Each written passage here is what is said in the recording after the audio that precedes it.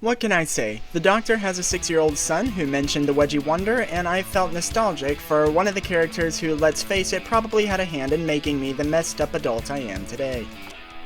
Captain Underpants, also known as Mr. Benjamin Krupp, PL11. If he is acting as Captain Underpants, then he wants to do good, but as Benjamin Krupp, he's kind of good either way if he does anyone any good as far as I can tell, and seems to take satisfaction in yelling at the students of the school he oversees. Why such a massive difference?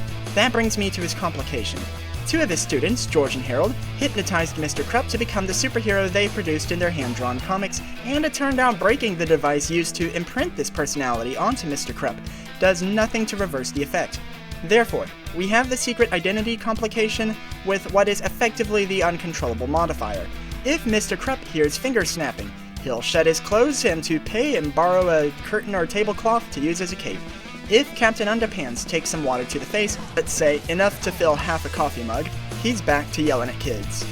Looking at the stats, some of you who are familiar with the basic premise of Captain Underpants are looking at me and scratching your head, and that's fine. I was scratching mine as I typed this out for different reasons. Captain Underpants does get some sort of power-up. The exact nature differs between the books and movie.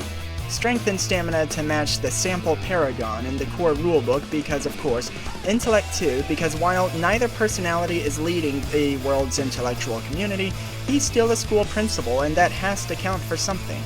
Presence, -1, and should honestly probably be less.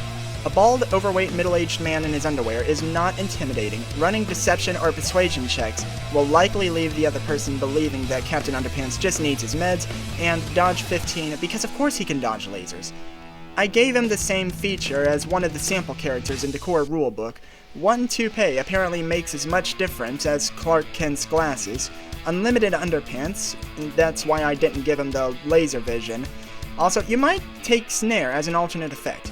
Immunity 10, life support. Rapscallion can fly into space, which brings me to flight. When I was growing up, he used his cape to glide, presumably by holding the ends furthest from his neck with his toes. But we're going to give him the flight speed required to escape Earth's atmosphere, because apparently that's something he can do. Expertise academics, school principal, even if he doesn't know it when he's in his controlled condition. Persuasion 8 for not getting hauled away for public indecency. As to making school principal its own status, why not? My thinking, what if George and Harold asked Mr. Krupp for a favor, somehow made that persuasion check, and that status suddenly comes in handy? In fact, in this case, the character as a whole may be best passed back and forth between the player and Game Master controlling Mr. Krupp, leaving the player with 2 sidekicks, George and Harold, until someone snaps fingers again. Why George and Harold? They are the closest things Captain Underpants has to traditional sidekicks, except their roles are more investigation and persuasion, in case you want to make the aversion of a public indecency charge a team check.